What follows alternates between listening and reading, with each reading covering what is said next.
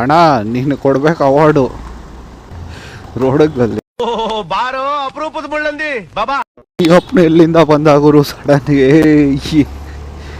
ಏನು ನಡೀತಾ ಇತ್ತು ಈ ಪ್ರಪಂಚದಲ್ಲಿ. ಈ ರೋಡ್ಗಳು ಹಿಂಗಿದ್ರೆ ಅದು ಹೆಂಗೆ ನಾವು ಟೈಮ್ಗೆ ಹಂಗೆ ಕೆಲ್ಸಗಳಿಗೆ ಹೋಗೋದಂತ ಗೊತ್ತಿಲ್ಲ.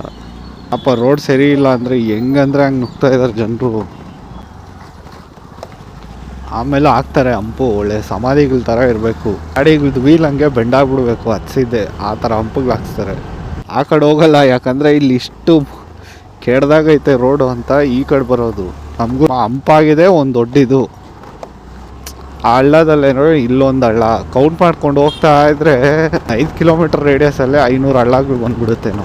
ಇಲ್ಲಿ 1 2 3 4 5 6 ಹಳ್ಳ, 7 8 9 10 11 12 13 14 15 16 17 18 20 21 100 ಮೀಟ್ರ್ ರೇಡಿಯಸಲ್ಲೇ 21 ಹಳ್ಳಗಳೈತೆ.